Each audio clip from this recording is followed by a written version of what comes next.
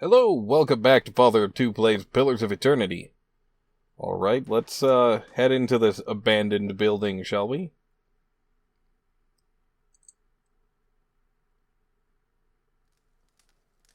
Okay, just a couple of backstories. A dozen tiny somethings squirm within the pot of rice. Seen that before. The bed is as stiff as a plank. The worn, grimy blanket feels as if they'd come apart in the wash. Feel as if they... Not feels. Stealing. Okay, Brian Walker.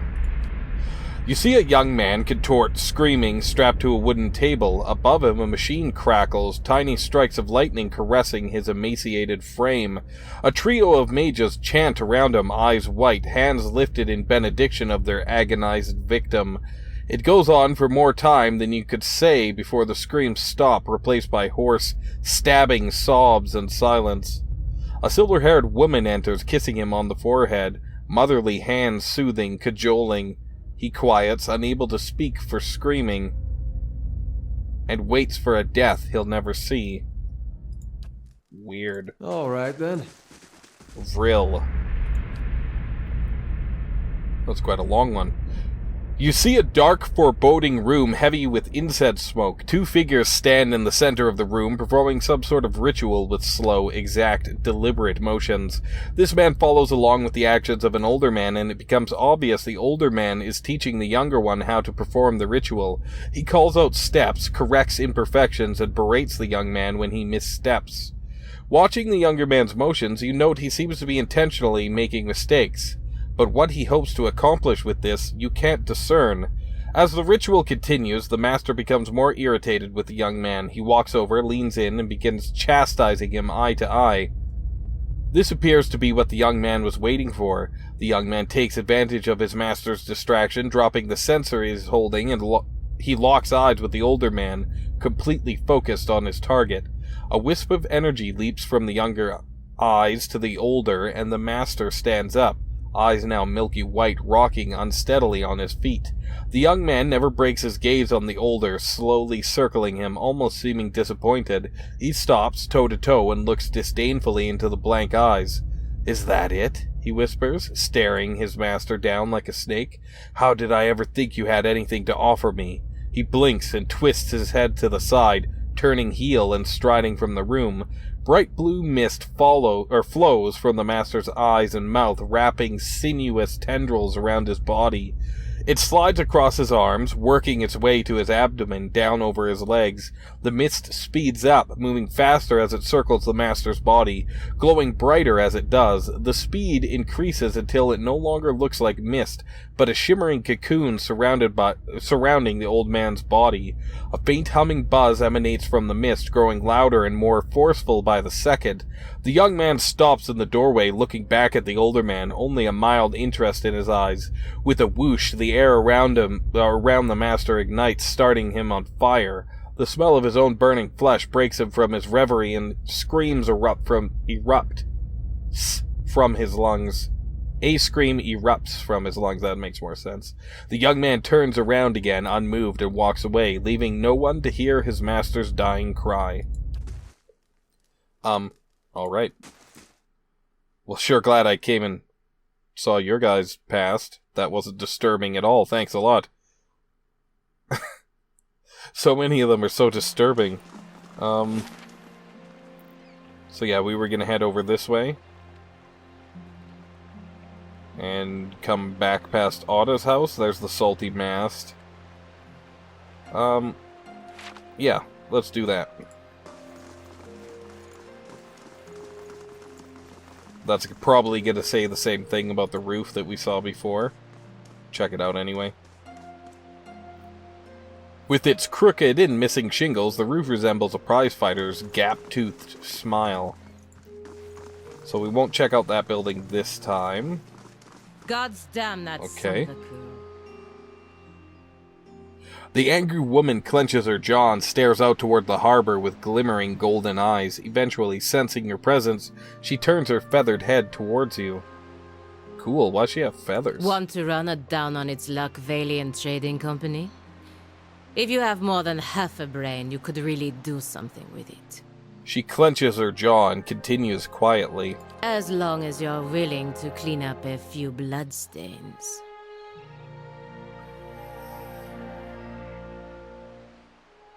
Do you need help with something? The woman stares at you for a long moment before nictating?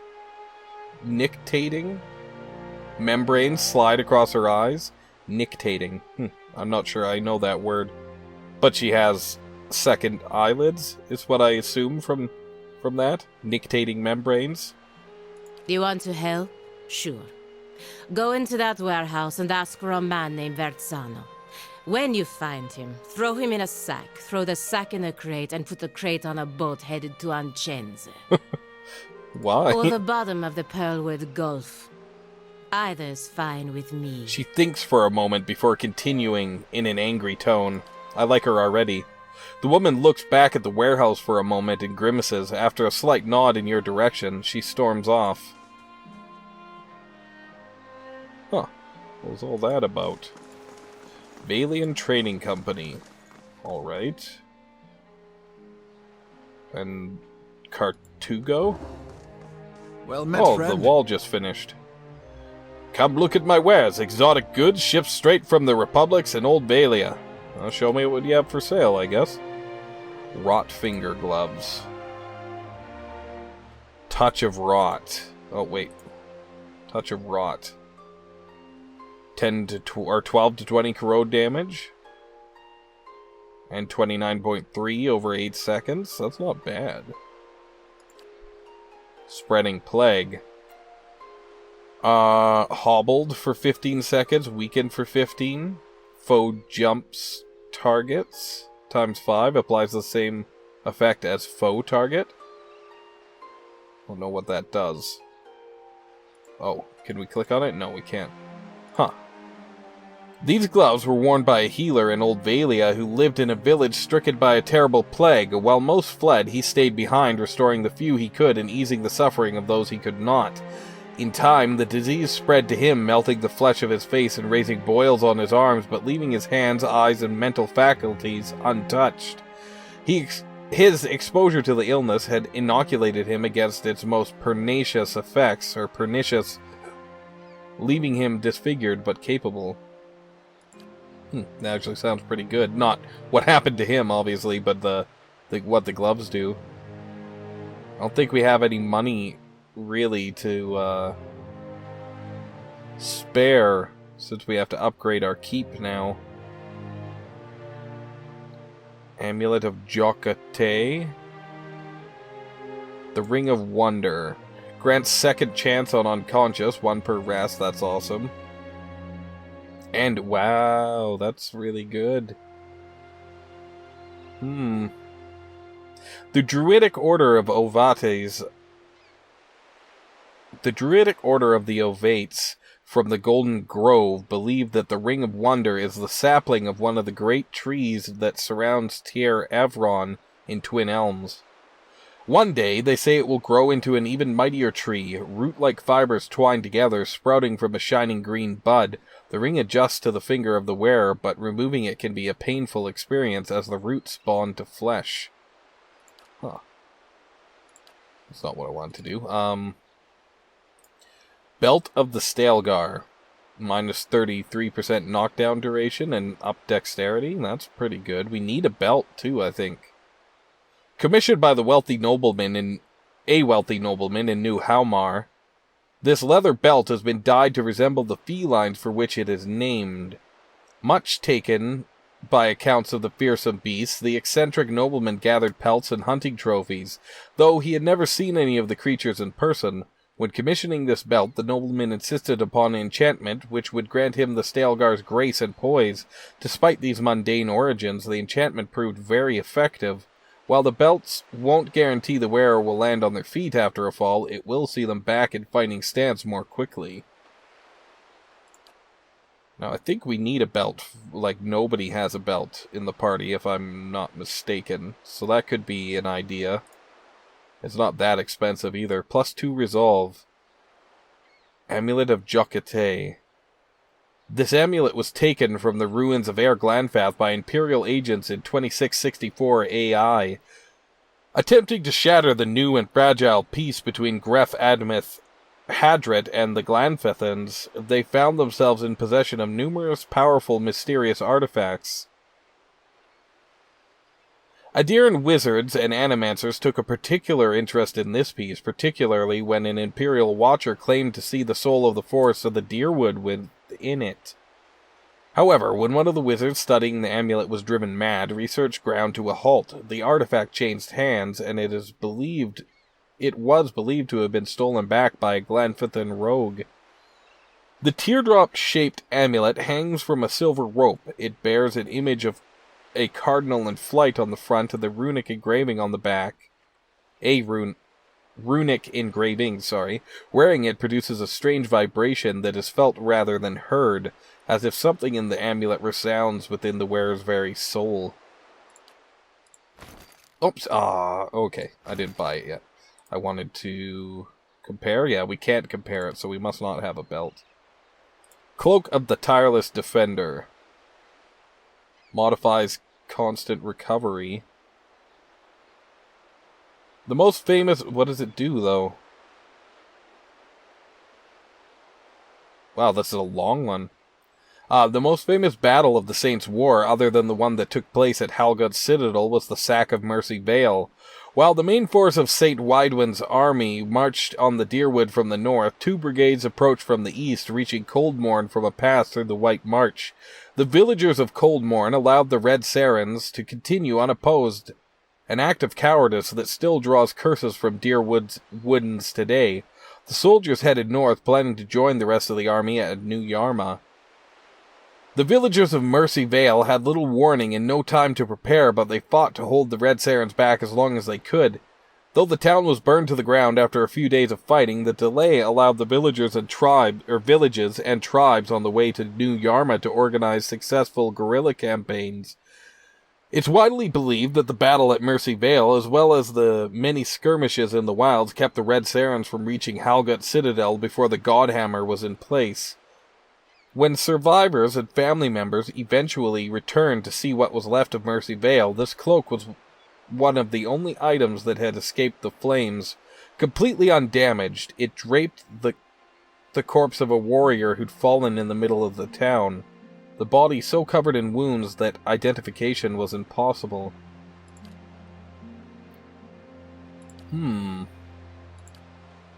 That is intriguing. It's not that expensive either. Maybe we'll get that for our fighter. Brishalguin Mind Marker. Only usable by a cipher.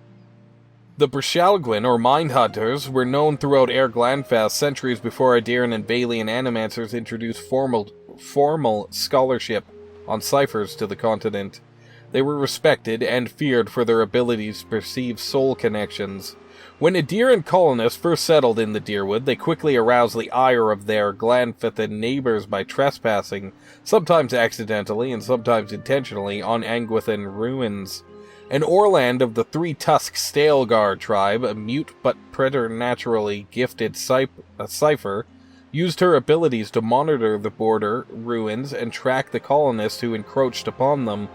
To aid in her investigations, the Annamfath of Three-Tusk Stalgar gave her this amulet, thought to be a relic of the Angwathans themselves. The public gift of such a revered artifact was a political move as well as a practical one, and it galvanized Glanfathan resistance to the settlers, particularly within the Three-Tusk Stalgar.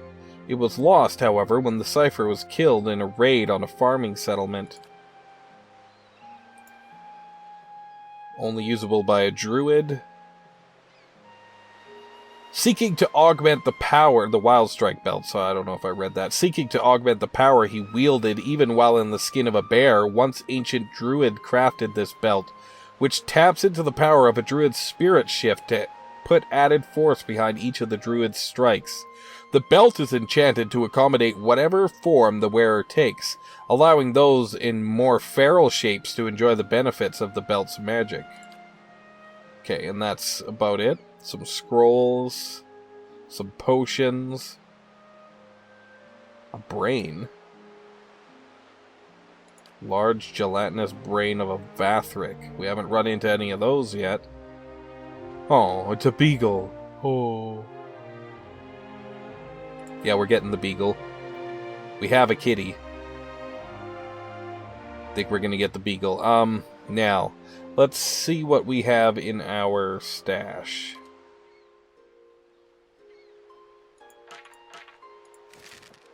We will sell all the stuff that isn't special in any way. There we go. And what's this? Crucible plate armor. We'll keep one of those just in case. Plate armor. Breastplate. Okay, keep the plate armor. Sell the rest of these, I think. We have quite a few of these leather-looking helmets. That's a cool-looking helmet. That's everything there. Yep. Next, we're not going to sell any of that, I don't think. Who knows when we'll need it. I guess extra books could be sold. Yeah, there we go. But that's the only one we have for the moment, and those we'll keep. Okay. Now. Was this? Yeah, this is such a good ring. It's so expensive. Will I remember it's here? Probably not. But I think I'm gonna buy that, and then that's all we're gonna get for now.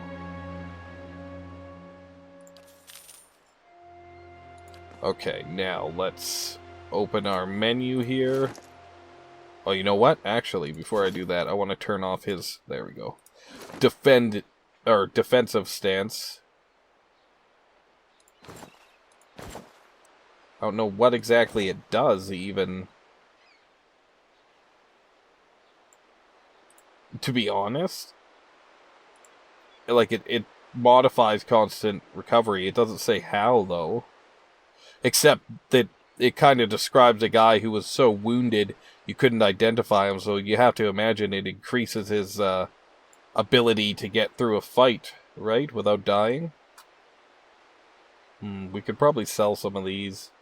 Now, who wants this? What do you have? Fortitude, Reflex, Will. This one just does Will. Reflex and healing bonus, that's pretty good. Intellect and Resolve, that's pretty good. Spell defense increased. That is good. Yeah, I guess we'll just put this away for now. Same with a few of these other things. Did we ever check this? Oh, new spells to learn. No, not erase spell. Infuses the caster with vitality, giving them a temporary increase to maximum health. Or endurance and health. 200 copper? Sure. Draining touch. The caster's hand becomes a toxic parasite, causing corrosive damage to the target, weakening it, and converting its life force to the caster in endurance. Sure. And then we could put this one away. Check this one. Ray of Fire. Yes, we will. No, we won't cancel it. I've read that one before. I know what it does. You should know too. But I guess I could read it again just in case you don't. Creates a scorching ray of flame between the caster and the target, inflicting continual burn damage to the target and anyone caught in the ray. And we could put that away, keep that. That could go away, so could that and that. I think we need to read these still, so I won't get rid of those. I'll put that away. Beagle, you shall be our new pet for the time being. And that could go away. That could go away. We'll keep that, but I could go away for now. Don't need that. Put that in this guy's inventory with the other stuff to read. Might as well put a new trap in here. Okay. Inventory management is pretty much done for the moment. So let's check this Valian trade post out then.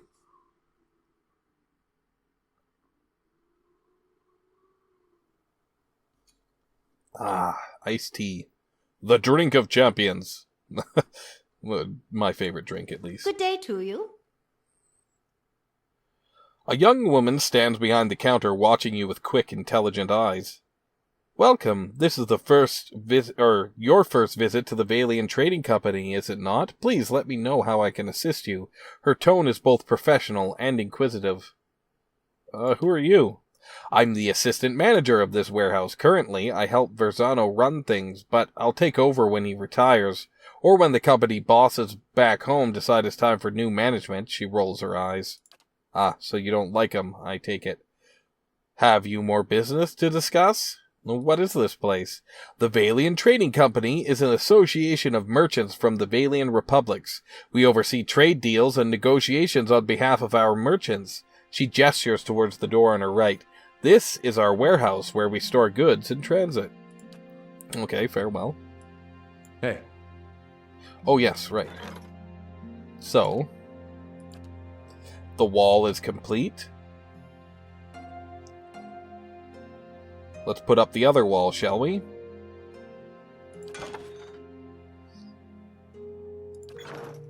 All right, then. Aw, Beagle is so adorable. Esteemed Maester Verzano, while your ambition would dignify any son of the republics, your methods do not. The dukes have asked once that you see the business interests of all of the republics. They are not given to asking twice. Or the dukes have asked once that you see to the business interests of all of the republics. Okay, Vincent Agosti. A shipping manifest listing the cargo of the Principa Michiamene. 400 shark skins from Rauatai. 20 bales of blackwood from the Living Lands. And 6 dozen barrels of Adir ale. Adiri? Adiri ale. Bundled navigational charts and nautical maps.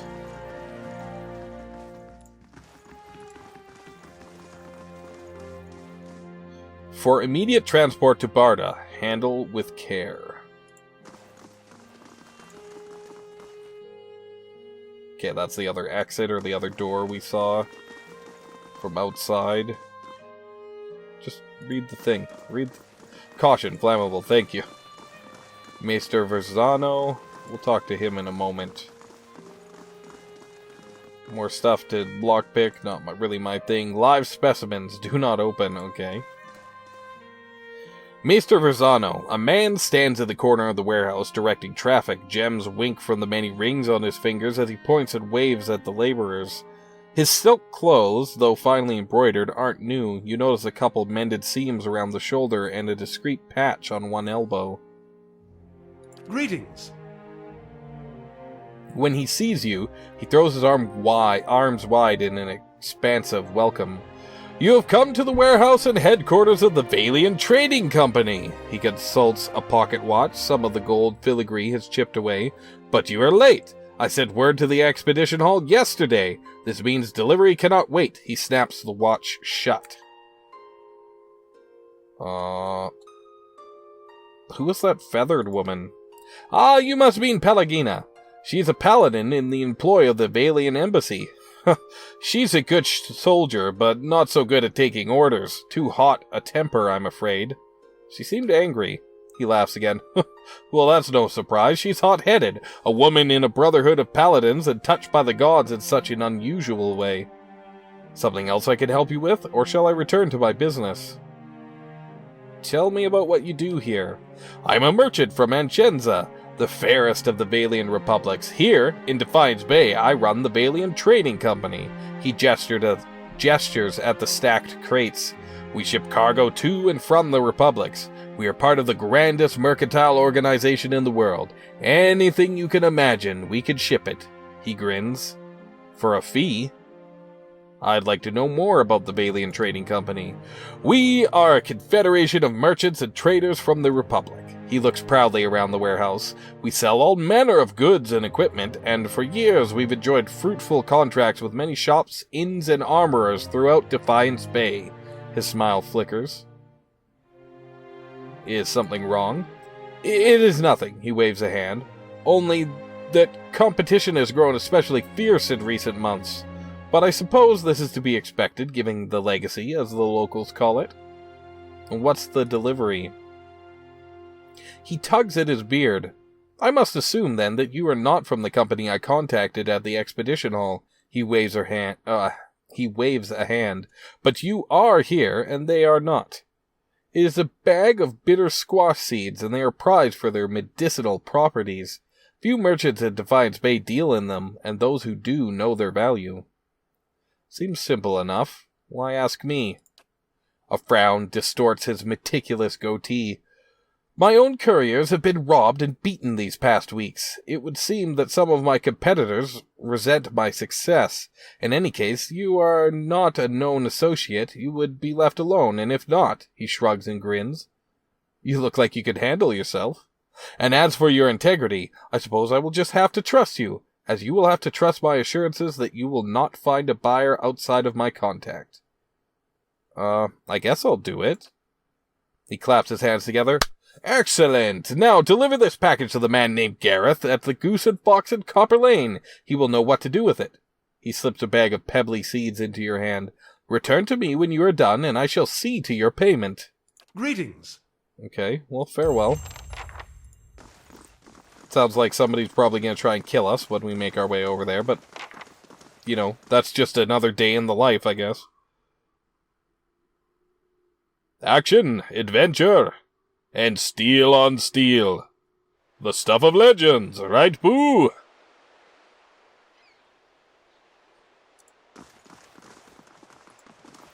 Alright, so that doesn't look like we could walk down there, does it? Looks like the tide might go out and you could. Huh.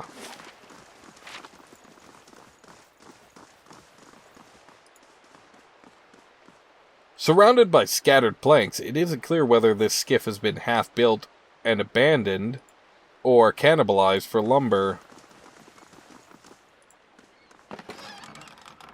Yeah, we don't need random fish. Who knows what'll come of picking up some random fish. Let's head up this way before we head out to the dock area. We have many, many things to do. Oh, so many things. Have we been in here? No, I don't think so. Let's check out Oda's house. I want to find a soulbound item, damn it. Okay, there's Oda. Or Oda. A quite motionless shape is swaddled beneath filthy rags and moth-eaten towels. A quiet, sorry. Oh. Hope it's not what I think it is. A pale green fuzz has colonized one of the loaves. Let's talk to her.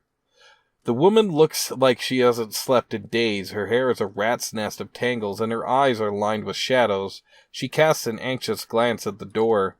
Her eyes widen, somewhere between hope and apprehension. Are you here about Darren?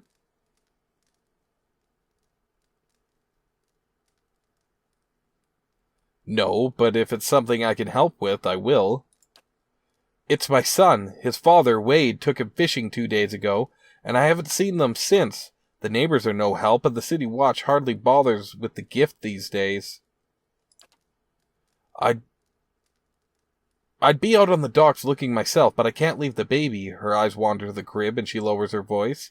I don't dare take a Hollowborn out. What with the violence near the brothel?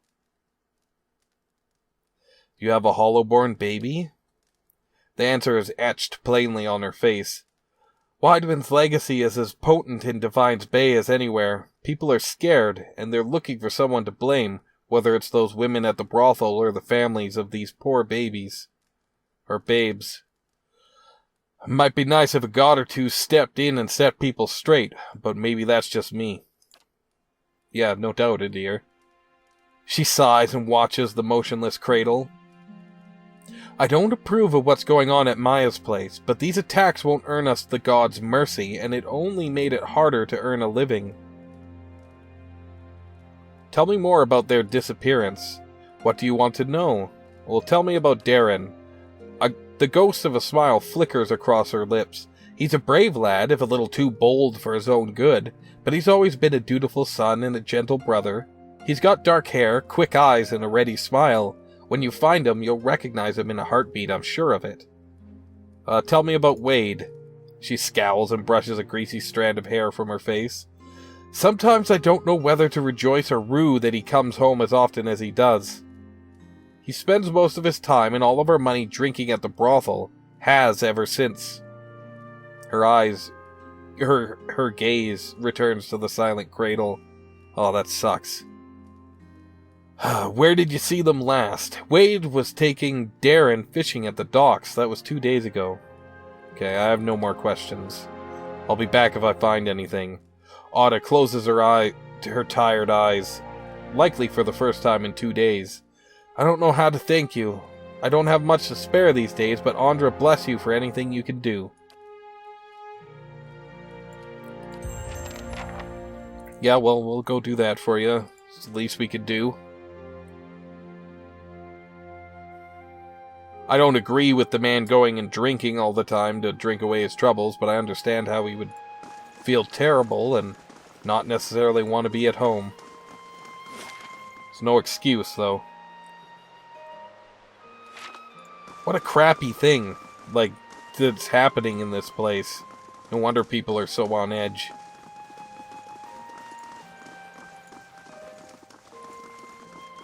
Kerned. A hooded figure leans against a wall. When he notices you draw near, he stands upright and raises his hand to halt your approach. If you know the words, speak them and we can do business. If not, then we are done speaking. Farewell. So, like some type of thieves guild or something. In my humble opinion, or my best guess. So we could head down this way. Actually, let's do that. Since we're over here. Surrounded by scattered plant... Oh, we've read that same... a lot of Adra here. Or Adra. We read that one earlier, though. It's the same quote.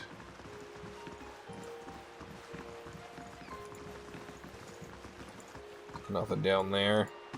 Lots of seaweed. Okay. Just a couple of backstories. Hakimi. You see an elven woman, her colorless complexion almost invisible amidst the falling snow. She's wrapped in white fur, tense eyes squinting in the glare. She moves rapidly, boots barely marking the snow underfoot, snapping glances behind her. A howl rises, quickly joined by another, and she loses a prayer to the wind as she begins to run. The wolves gain ground quickly, loping effortlessly towards her. She fumbles with her spellbook, but is trapped in loops of leather on her back. Cursing, she changes course towards a jutting outcrop of ice. She can hear them now, hot breath crackling in the frozen air. Breathing hard, she tries to run faster, nose crinkling against the sweat down her face, clammy. With a cry of relief, she reaches the ice and disappears. She falls into the small opening with a muffled thump, holding her breath as the wolves try to track her. Confused in the snow above, she shivers uncontrollably from cold or fear and tries to wait. Jareth Lexingtale. You see only the barest glimpse of a jagged, disfigured scar before it is hidden with a hood as the man prepares to leap. One window to another, scaling a trellis with soft, gloved hands, he moves promptly through the upper stories of a careless city. The afternoon is lethargic, empty, and he quickly hits 3 targets, a scroll hidden in some noblewoman's cabinet, a bottle of dark red wine from a blackened and dilapidated cellar, and a pouch of coins from a zveth-wasted, overly rouged young elf.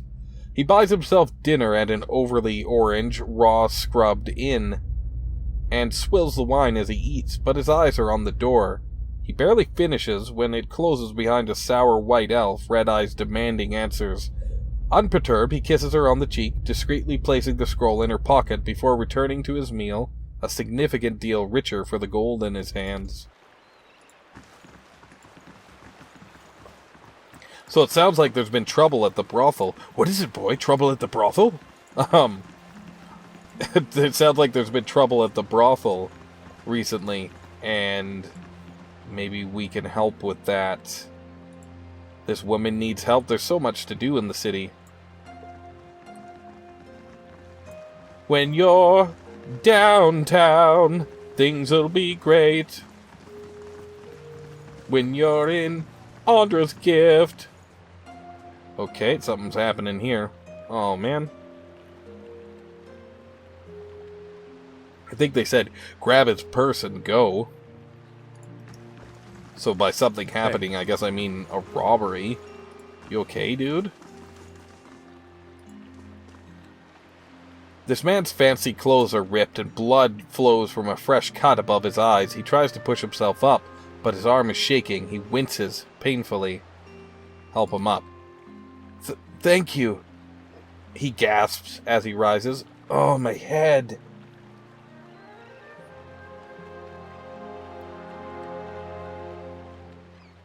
What happened?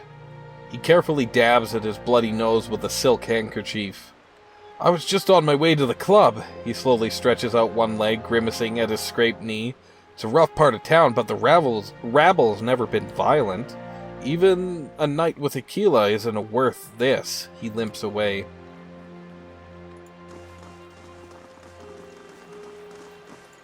Maybe we could talk to him. The tide's in. If you're wanting to get down to the shoreline, you'll have to wait until daylight. Oh. Oh, does it really work like that? That's kind of cool. When the tide goes out, we could get down to these places. Maybe to this ship that's sunk in there, and some stuff over there. That's good to know.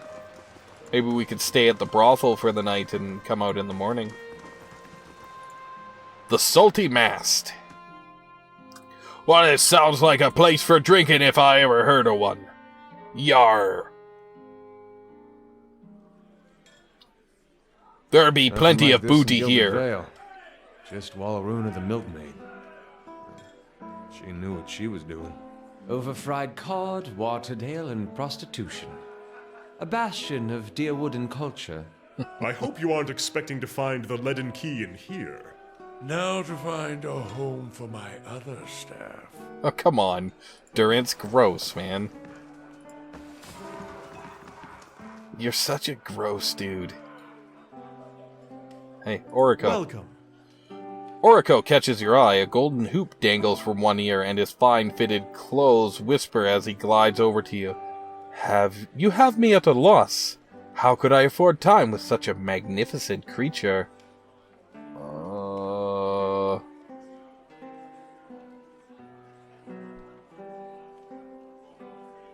What are you talking about? I'm talking about your magnificent eyes and perfect lips, truly. It should be a crime for you to ever close them. He runs a finger along a perfectly symmetrical goatee. What can Orico do for you? Not this time.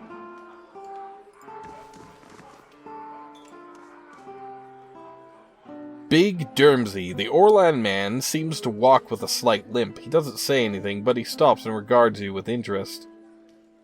What's wrong with your leg? He just laughs and shakes his head.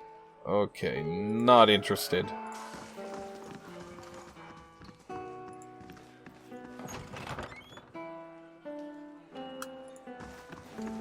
Is this just a room? Take a little peek.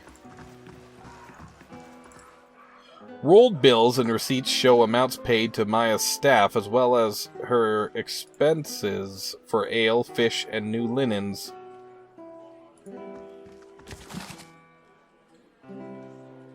Yeah, I could take it, I think, and it wouldn't be a problem.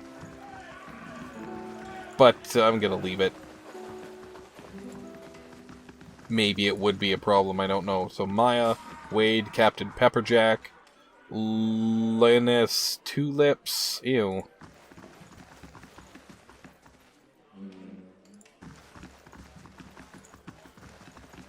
Jeffa, she's not very clothed. They can't kick me out, I've been around longer than any of them. Older drunkard. Welcome. His robes are torn and stained with vomit. He turns his eyeless face towards you, wiping his mouth. Come for a story? His speech is slurred and his voice ragged. I told all the best stories. He slaps his chest. It's my club anyway. What club? The club for refined and prestigious gentlemen. He prods your shoulder. Wait, you don't know about the club. You must be... He heaves, catching at his chest. After several precarious seconds, he recovers. Where was I? Oh, you must be here about the ring. The ring? He shoves it into your hand. How to have that get into the lounge? He hiccups. They don't just let anyone in, you know. He wipes a hand on his shredded robe. It's the most exclusive club in Defiance Bay. He slaps you on the back. And whatever you do, don't tell him you're new, or he turns away, overcome by a fit of dry heaving. Okay, so that just happened, I guess. So we could go upstairs. This is a rather graphic declaration of affection for someone named Sorrel. Okay. 10 Louis. You see a tall woman crouched over her drink, sitting alone in an unkempt inn. What few other patrons are there leave her well alone, walking a wide berth as she drinks. Even the innkeeper avoids her eye as he serves her a procession of drinks, but she seems to take no notice. A man swaggers in, and he does take notice. With an imperious nod to the innkeeper, he seats himself next to the woman, her buxom form, his clear interest. She turns away from him, but he persists, reaching a hand across and touching her knee. In seconds, he is prone on the floor, shocked and still, scrambling to get back up, and is prevented by her shoe on his throat. She raises an eyebrow, expression empty, as he splutters for mercy. He's red by the time she relents, and she turns back to her drink as he scrambles backwards and out the door, casting affronted glances behind him as he retreats. The other patrons shake their heads knowingly. It's my timer. We'll read this guy before we end it. Reach out for the soul. Omedan. You see the burned-out shell of a room. This man stands in the middle of it, scorch marks surrounding his feet. Smoke rises from his fire-singed robes. Debris is littered about the broken shelves, torn and burned books, smashed chairs, and sundered tables. There are cracks in the walls, and light shines weakly through a small hole in the roof. Every window in the room has shattered, and a lamp lies on its side in the corner, burning oil forming a pool under it on the stone floor. The man looks around, surveying the wreckage, his eyes stopping briefly on the 5 bodies lying amidst the debris. They are twisted, burned, torn, and nearly unrecognizable. He turns back to the only living man remaining, sitting against the wall, legs and pelvis crushed under a heavy stone beam. The dying man stares blankly over the beam, blood running from the corner of his mouth. The uninjured man leans over, looking into the eyes of the other. No other may have this knowledge, he says. The other man opens his mouth to speak, but the man has already walked away. He drops his hand to his side and speaks a short phrase. An inky drop falls from his hand and hits the ground, growing into a ring of black energy that extends outwards. As it passes over the other man, he transforms. His skin becomes ashen and gray, his flesh desiccated and wrinkling in on itself. The ring extends past the man and blinks out of existence as his body, now nothing but ash, collapses in on itself. So we have a few people to speak to still, but that'll have to be next time. So until then, if you enjoyed it, please leave me a like, subscribe if you want to see more, and leave me a comment. Let me know what you thought. This is FatherofTwo, signing off.